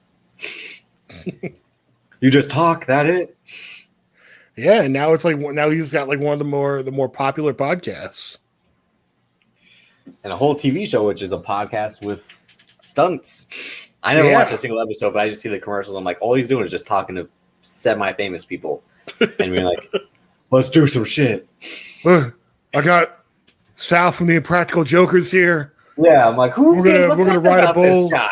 Like, okay, I thought it was just me. I'm like, no, I'm like, one. I mean, yeah, Joel McHale. I like Joel McHale because Community, the Soup. But yeah, like Joe, like, okay. He's like, you know, Joe McHale played football at Washington. Like, yeah, I knew that. You know, like, because it's like a weird thing of like this guy was like, yeah, legit player at Washington, but like went on to do comedy bit on the E Network. People that like don't need to be hanging out with Steve Austin. Like, I got James Corden here down the range. Yeah, him and James. No, him and Ice-T. That does make sense, actually. Yeah, him and Ice-T makes sense. You've been on SVU. I watched a lot of SVU. We got all four of the Impractical Jokers down here at the ranch. Yeah, that is like, okay, who gives a fuck about these legit clowns? Like, come on. I'm in Staten Island, so is that what they are? In Staten Island? They are all from Staten Island, and they are like gods here. It is weird. That kind of makes sense. It is weird. Like, it is insane. People being like, oh, like people going on like the Impractical Jokers cruise. Like, yeah, I know they have that live. I'm like, what doing that live? What would make sense? Like, I've never seen an episode. I just we're gonna play pranks on each other. Like, no, they do stand up and stuff too. Like, they were a comedy. They were a comedy troupe. Yeah, that was a whole thing. Like, we're gonna do something to get noticed for the others we want to do. Like, well, it's just funny because like I knew a couple of them like years before they were the Impractical Jokers because they were in a comedy group called the Tenderloins, and like one of them, Sal, like I knew very well because he worked at like the bar. He was a bartender. He owned like a local coffee shop. He was like a part owner of. So like we all knew Sal very well, and then like Impractical Jokers comes around. And it's just funny now to see like there have been points where like I've been in a crowd and like Sal, I'll see him like, hey Sal, he'll come up to me like shake my hand. What's going on, man? We'll talk for like a second. Oh, it's my apologies. Like, yeah, I gotta go. And then no, but like there'll be like a woman standing next to me, and she'll be like, how do you know Sal? Like, oh my god, like. How do you know one of the Impractical Jokers? Like he's fucking George Harrison in the 1960s. Like the Beatles. Yeah, exactly. Yeah, exactly. It's like you people need to calm down. Like, you start fucking the Impractical Jokers. Like, are you that desperate? I like them. They're all good guys, but like, they're like half of them are dads. Like, I could tell. Like, I'm like, all these are like dorky dads who like, yeah. I'm just like, I'm not gonna like. Also, I think they're a big deal. It's real. The target audience, white people, legit, just like. Because Banks, like you said, and even me, I'm like, because then I'm like the white person's like, fuck these white people, like the fuck. Hey man, playing pranks. Some like, of we've y'all never are had a cool. show like Shouts that. out to Van and David. No, but I'm saying like we've never had a prank show before. Ashton Kutcher was doing that to be an asshole to celebrities. Come on. Yeah. Well, that's celebrity. And so I don't care. they The only one I hated bringing is the AI one. Which one? He punked AI. The only time he got heat with me is with AI. Yeah, no, remember it was AI and it was damn, who else was it? Like it was AI and some other player. I just forgot. 76ers AI or he stop him from going to practice and they get to do a press conference. That would be hilarious. That was the story. That was the reason. Like, yeah, the legit man, reason. he cut my tires. You talk about practice. We all think AI is a villain, but legit, Ashton cut your tendon. It was like Agatha did it all. Ashton did it all along. AI should have never been the villain in that situation. Oh, like, no, yeah. It's like, look, he's 100% right. He's an all-star. He was like grieving over the law. Like he had like a situation with his best friend where like his best friend was either like, I think either like died or like was going to jail or something where like he was like, it was something crazy going on in his life. And like, that's why he was late to practice. And then like the media called him out on it. And rightfully so. He was like, we talk about practice. Yeah, not a game. Not a game. Not the game that I love, that I sweat and bleed for. They talk about practice. It's just like the whole thing they're doing with Naomi Osaka right now. Like, she won't talk to me. Like, there's social media. Like, why the fuck would she actually talk to the reporters? And again, like, she like ask the same questions over and over and over. Like, it's like that's why people got on Kyrie earlier in the season because he's like, oh well, I don't need to talk to the media. Like, they could just find me and I'll give the money to charity. It's like, okay, like cool. You want to just give the money to charity and not talk to go ahead. But people were like, how can Steve Nash let him get away with this? Like, how Steve Nash is like, I'm just trying to make sure I win and don't get fired. Like all the blame's not gonna go on Steve Nash is just there for the ride. Like that's what he's doing. And it suddenly turned into a ride today. Like. Now they're even a series that looked like it was gonna be a big steamroll over the Bucks suddenly turned into a real deal series now. Yeah, because that ankle. So the results came back negative, but still, so he probably has a sprained ankle. But he came off. They said leaving the arena on crutches, and he was in the boot. So yeah, that I don't know. Unless James Harden about to put some icy hot on. I was gonna say James Harden's gotta get out there now. Like they better clear him for the next game. Put this back up 3-2. Otherwise than that, yeah, because otherwise than that, KD is probably gonna have to go 12 for 38. He's gonna have to just keep shooting. That 40% field goal percentage it's gonna equate because it's him. It's gonna equate to like 40 points, but he's gonna have to take a lot of shots. Well, look, it's something I'm on record saying this on Black Announce Table before the season even started. So I'm not trying to hype myself up or anything, but I said two things before the season started, and they're both coming to fruition. And I hope that for the Nets' sake, it stops here with this game and they get back on track. But I said two things. One was that that defense wins championships. We saw it with the Lakers last season. And then they got rid of Rondo and they got rid of Dwight Howard. They got rid of their big men that were going to help them on defense. And now when the chips were down, they needed them and they weren't there. So the joke's on the Lakers this season. But take the Lakers out of the equation. In relation to the Nets, their Achilles heel the past couple seasons has been that on any given night, they can score like any one of their bench can activate at any time and go on a tear. Yep. But they don't have the defense. Their defense is terrible, which is why they rely on their offense, which is smart. But it also leads to situations where they're winning games by like 142 to 123. And it's like, that's great, but why are you allowing the other team to get like 123 on you? Yeah. And so now you're in this situation where now it's coming back to bite them because now you don't have James Harden right now. Kyrie goes down. Yeah, you still got KD, but now you've got no defense, though. So now, what do you do? And the other prediction I made was that the New York Knicks were going to end up 6th place in the East. Thanks, famously predicted the Hawks, right? Yeah. No, I said the Hawks will make the 5th seed, if I wasn't mistaken. And they did. So you were right on the money then.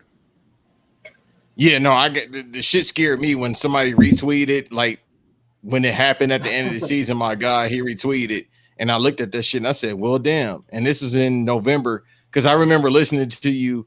That's when I first got familiar with you, and WrassleRap is on that episode when you were talking about the Knicks. And I was like, okay, bet. I think, was it on the Patreon?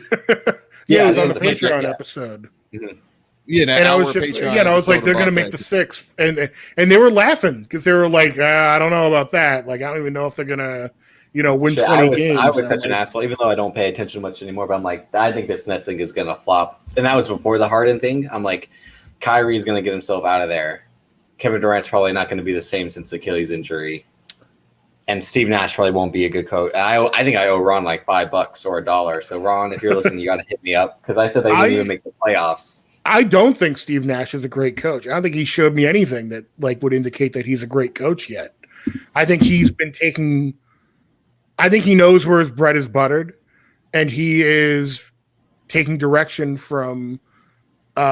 Coaching wise, he's taking direction from Mike D'Antoni, who's on his staff, and he's taking direction from KD. Like, KD is leading that team, and now he's in Steve Nash. I was like, of having to show up next game. Yeah, because I'm like, is Steve Nash really a leader? Because he was just because you won 2 back-to-back MVPs, even though you robbed Shaq or Kobe of that one in 2005. Does that make you a leader? Because stat-wise, he was putting up 18 and 11 assists on that team, but it's like it was the Mike D'Antoni offense. It's the whole reason why Mike D'Antoni is still tricking people and still getting checked for different teams. No, he trick y'all. No, I'm saying if you tell me your favorite Mike D'Antoni scheme.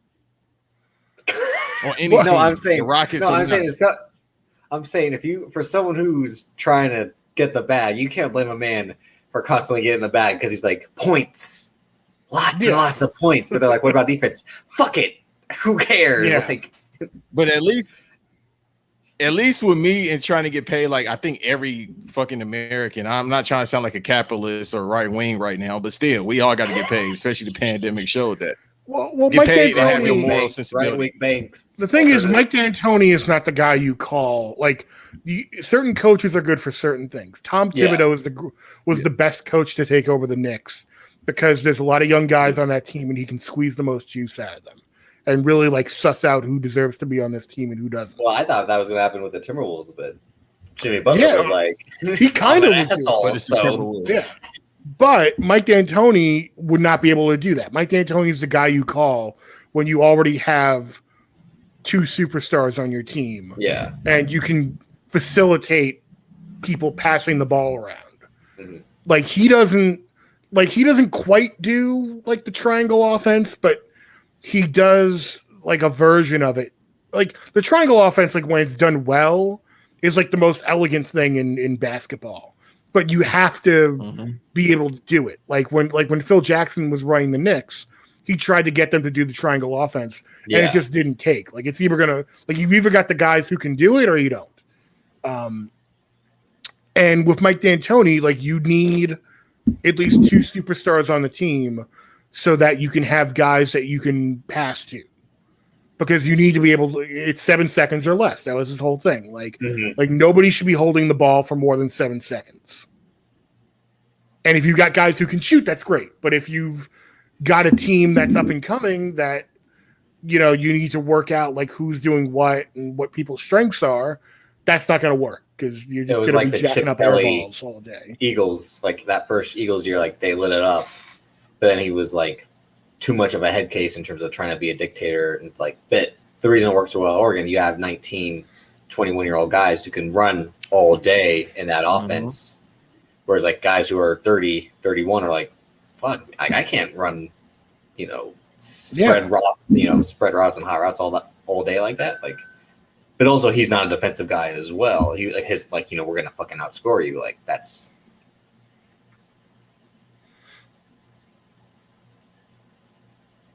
Who else tricks us? You're kind of on this tangent. I said earlier we have to do a pod. Is there anyone else before we go? Who tricks? Who's tricking us? Who's tricking us this week?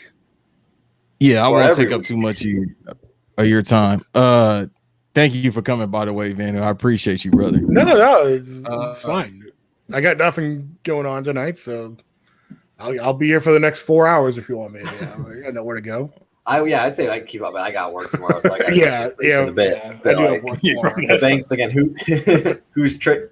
Go on. We'll give you. Who's tricking Banks this week? What's going on? No, who's tricking all of us? This is my new segment, I guess. Every week on any podcast I do, who's tricking us all? Like your Illuminati segment. Who's legit? He was like, our eyes. So I said. So Davis actually said we need to start that segment. Yeah, you bring him up. Okay, you go ahead and talk. Fuck with because he tricks us. Not me. I see that shit. I've seen. Who's tricking us? Dwayne Johnson tries to. He has his hate towards The Rock. No, not I say it every time. Not The Rock, not the character. Dwayne Johnson, the personality. Because again, he's not Dwayne Johnson the person. Dwayne Johnson the person probably doesn't give a fuck. But Dwayne Johnson on Twitter, on Instagram, the personality is like it's a team. It's Brian Gewirtz, Hiram, and Danny Garcia, and like barely him. Yeah, because like every time he's like shouting out people you wouldn't expect, it's like that's not The Rock. He was like Israel Adesanya, my guy is like, you don't know who he is. Like, what was the thing the other day where he like when they let Ruby Riott go, he wrote a note to Ruby Riott. It's like did Dwayne Johnson really? No, but he was what like, connection does he have to Ruby Riott? You're in the same position I was. Well, I had $7 in my pocket. Yeah. It's like, get the fuck. Like, he shouted out R-Truth. I think he doesn't have any idea who R-Truth is, bro. But I'm just saying, like, he tricks everyone again. Like that. Banks and I were talking about it earlier. The whole gate thing. No way he ripped that gate out of the ground. He tore a quad both matches against Johnson. He tore his abdomen in his first match. Or the second one, but he was tearing shit left and right in the matches, in his comeback matches. No way he tore a fucking gate out of the ground, no matter how flimsy it probably was put together, but still. Well, speaking of like Rock doing stuff for publicity, I remember people first started like suggesting that it was like 7 years ago, like when he was just getting hot again, because he was like cooled off for a good couple of years there. Yep. And he put something on Instagram where it was like he just bought his mom a new car.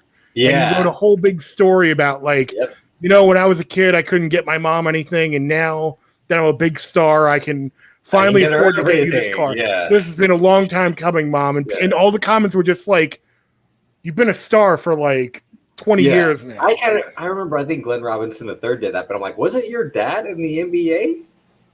Unless he wasn't around, unless it was like a Jalen Rose, Jimmy Walker scenario. Then I'm like, oh, okay, I understand. But I was like, okay. Like a Jalen Rose, Jimmy Walker situation.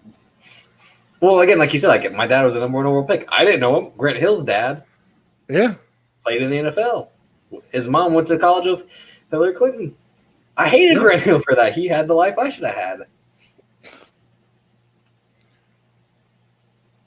But Banks, so give us another one. Give us a new one. So we had LeBron earlier in the day, Sony earlier in the day, Square Equinox on this one. Mike D'Antoni, give us another one to end the show. Jokic. Really? You know what? Because I said Chris Paul is tricking y'all with this. Watch it. Watch. All right, don't fucking start. Nope. Stop. I'm cutting you off. You and fucking Cody, stop. I'm tired. I'm legit tired. Like I text Cody the other night. I'm not supposed to text a grown man, but hey, that's my guy. So I text him because I just. Whoa, what do you mean? What kind of ass backwards thinking is that? What the fuck? I have a rule about texting certain people late at night. I know that man has a wife and he has his job. Oh, well, that's like, different. Like, that's different. Just say, like, I don't want to text someone late at night. Are you sleeping? Are you sleeping? Okay, Cody. You up? Yeah, like. Yeah, it's just I try to leave people alone, especially at night, because I like to be. Just the way you said that, like, I don't like. I don't. Yeah, I'm like, bro, you text me. I don't like texting grown men at night. No, but if I text somebody late at night, all right, so let me paraphrase. If I text you at night, that means I have to get this thought off because I might forget. And then because me, I have you've insomnia. done that. I don't You're sleep. like, So it's like, you're like, what are I you got a doing great in bed idea. right now? No, he's always like, I got a great idea. You told me you got a great idea, and you never told me the fucking idea. You just wanted to tell me that someone called me Matthew Perry, Chandler Bing, and you never told me who said it. because I have an idea, then I forget it, then I'll be like, well, then Davis does look like Zack Snyder. That's how my mind works sometimes. Yeah, the whole thing now is that I'm like I'm Zack Snyder light, especially when I have a white V-neck or glasses on. I could be like the stand-in for Zack Snyder. Oh, Zack Snyder. Mainly because I talk with my hands and I got tattoos on my arms and all that, and I'm artsy fartsy and I hate Zack Snyder. Yeah. Oh, God, we might talk about that another day. But who's tricking? Is Zack Snyder tricking us? Man? Zack Snyder's tricking everyone. He's making everyone think that just because he gave you a 4-hour cut of the movie, that it's better. Thank you. But even though I liked it, like I said, it's oh my God! All right, I'm done. It's better than the previous version, but still, it's not good. But yeah, like it's better. It is better than the previous version, but I just not don't saying a lot. Yeah, like. Okay, name your favorite movie, and then I'll counter it to say why Justice League is the best movie to come out this year. My favorite Both movie of you. that came What's out your favorite year? movie this year thus far? Thus far. I mean, this has been a lean year for Man. movies. I'd say this year's been pretty bad so far. It's Wrath of Man, yeah. I don't know. Like this year was just a bad year for movies, so I don't even know if I could. But even if we're going back like the last like year and a half or 2 years, like, I mean, no, I'll go with the last movie I saw. I saw the Kong vs. Godzilla. I thought that was pretty fun. Oh, you're alone on that island. No, the fight scenes were good. That was it. Yeah, just because the man, but that's what you want. Like he was fucking Henry Cavill in Mission Impossible. Come on, but that's ridiculous. It was Naito versus Ibushi. That's all it was. But that's all I needed it to be. Like it's expectations. Like I wasn't expecting Scorsese. Oh like, no! I know, but I mean, it was still bad even for a movie with low expectations. With like, I will say I liked out of the Kong Godzilla movies so far. I think Kong Skull Island is the best one. I didn't see King of Monsters, but I did like Kong Skull Island. Because it took itself just seriously enough. Yeah. Like you talk about the scene in like you talk about Jurassic World. I saw Kong Skull Island not long after that and was like, this is what I wanted from Jurassic World. Like the scene where they're on the island and the guy is like holding the briefcase and the two pterodactyls come out and start ripping him apart. They do that in Jurassic World though. It's the exact same thing in the movie that came out 2 years earlier. But you know what? Jurassic World didn't have Dr. Steve Brule, John C. Reilly basically playing his Tim and Eric character. The weirdest thing about that movie, Biggs and I talked about this I think before because it was like supposed to have a whole different cast, but then I think they dropped out because this is going to be bad. Like Michael Keaton, J.K. Simmons, I think were supposed to either be the Sam Jackson or John Goodman characters. Well, it's their loss because their loss was our gain because who doesn't love John Goodman? True. But yeah, no, I would say Banks that Wrath of Man is probably my favorite movie this year. Yeah. Very good movie. And I don't really, and again, like in terms of movies, like I've really just been binging a lot more TV this year. Like I've been rewatching all of Star Trek from the beginning. Damn. I've been rewatching The Sopranos. So I've just been going back through Legacy. Vin, are you a fan of the Fast and Furious franchise before we go? Yes. Ironically or legit? There are no guilty pleasures. So no ironically. Like I love these movies. I will say I love the love started with Tokyo Drift. I think a lot of people did with that. I love. Banks and I are going to do the commentary tracks coming up. It'll start with the first one next week, and we'll go in order chronologically. Not story, which would be Fast and the Furious, Too Fast, Too Furious. Yeah, Then the first one. Fast and Furious. No, it'd be. Fast and Furious. Without that, they're like, we're dropping the like Facebook. Just Facebook, yeah. And then like Tokyo Drift is like the last one, or like one of, it's one of the last ones. It's Furious 7, Fate of the Furious, and Hobbs and Shaw are after that. Yeah. Then there's the other movie. Because then there's the other movie that the guy from Tokyo Drift is in. That's not a Fast and the Furious movie, but is in that same universe. I'll get it for you. No. I will get it for you. But because again, Tokyo Drift takes place in 2000. Well, I mean, it was released in 2006, so it has 2005, 2006 technology. But we're supposed to believe it takes place after Fast 6, which they legit have like iPhones, GPS, like better GPS and fucking like that's what when we do the commentary track for that, it'll be hilarious. But I just had to ask you that. We'll probably have to ask our guests who's tricking us and what do you think of the Fast and the Furious? That'll be our calling cards. I think so. But where can they find you, Vin? So the movie is Better Luck Tomorrow, and that has Han Lu in it. Sung Kang, correct? Yeah, and it was retroactively added into because Justin Lin Fast and the Furious canon. Because Justin Lin directed it, and the character of Han Lu is in it. Even though technically his name is Han Sol O when they show it on the screen. Well, I can't. I'm not going to ever call him anything except DK because he is the Drift King. No. Oh, so you're thinking of the other guy. So wait, he's playing. Let me see. So Han Lu is Brian T, who plays DK in Tokyo Drift. Because I'm getting confused. Yeah, I'm saying because Sung Kang is Han. Yeah, Sung Kang is Han. Yeah. So the other guy is DK. The other guy is the Drift King. Yeah, I think that's more of just them playing an homage to his first film with Sung Kang having the same name. Yeah. They call him the Drift King. That scene at the end when fucking Vin Diesel shows up. And it's like, oh shit. Yeah. Like his good friend Vin Diesel. Everyone's good friend. Somehow John Cena's brother. Dun dun dun. Yeah, like that's that when that happened, I was like, this is amazing because no two people on earth look less like brothers than John Cena in 5'4" Vin Diesel.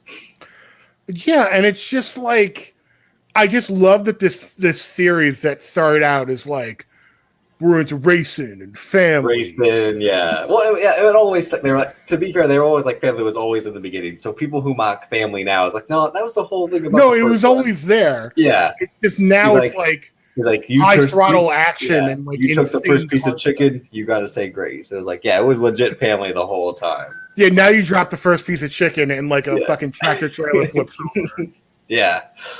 Again, Banks' whole thing like space, the final frontier. That's where they better go to space. They better go fast into orbit. People. Next one is time travel. Then a multiverse.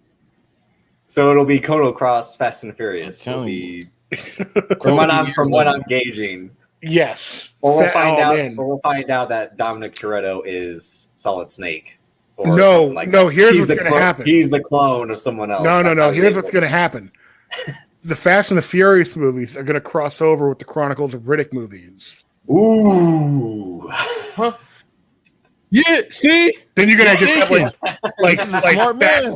like Fast Chronicle or something, like Fast Riddick. Like that's how he's not able to see. Cause he's like, the Fast and the Riddick. Like a tank of Nas blew up in my face. I can't see. I lost my sight. And then when they really want to have ideas, they'll fold XXX into it.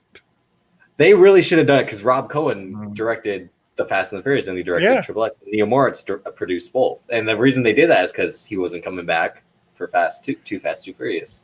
Yeah, great trailer for XXX. Amazing old time trailer. It made it look like the best movie ever made. That and what was the sequence like? XXX State of the Union with Ice Cube. Underrated. It's got some moments. especially when he's driving on a train track with a car, and he's just driving on the cylinders. It's amazing.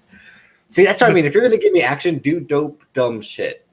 Yeah, give me like a couple of my favorite action movies of the past 10 years, without a doubt, stands head and tall above everything else. The Raid movies. Yes, sir. The car chase in Raid 2.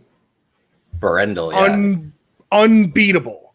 That scene where, the first time I saw that scene where the camera is inside one car and then gets passed into the other car and then out the back window.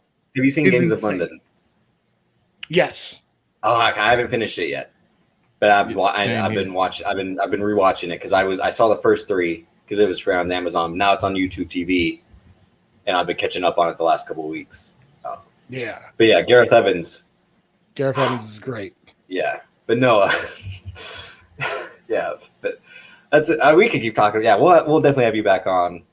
Maybe you'll be a special guest for Fast and Furious. You know what? For Tokyo Drift, we'll have you on for the commentary track. If you how's that going to work? We're all just going to watch the movie at the same time? We're trying to figure it out in terms of if we will share the screen and all that. Obviously, I was going to say you were sharing the screen before, so maybe you. But that was just images. If it's going to lag, we might have to watch it separately and just have our mics next to us. Well, if we all have, I've been watching throughout the pandemic, Amazon has a feature called a watch party. Ah. So I don't know if you have Amazon. Then we could probably just do a watch party where it's basically like Banks would start it and then he would give us the link, and then we're just watching and he's controlling it. Yeah, we'll test that out for you. To see. Otherwise, we'll have to do because him and I are gonna. This is inside baseball talk. Try to figure it out this coming week for the first one. Yeah. But I'd say 2 weeks from now is when we'll do Tokyo Drift. Yeah, I'm down for Tokyo Drift. All right. Because drifting is such a it's beautiful. It's beautiful, but it's also one of those things that's super of the moment. Drifting. I'm what's drifting? And it introduces drifting if you had no idea what it is. And now all I wanted to do when I got that car is I want to drift this shit.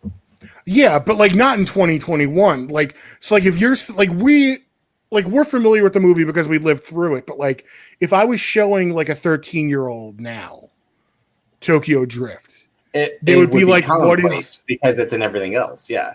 Right. They would be what the fuck is going on? And that's what you mean. The first 2 are races and they're just straightforward races or car chases. But then the emphasis on that is it's a certain kind of race.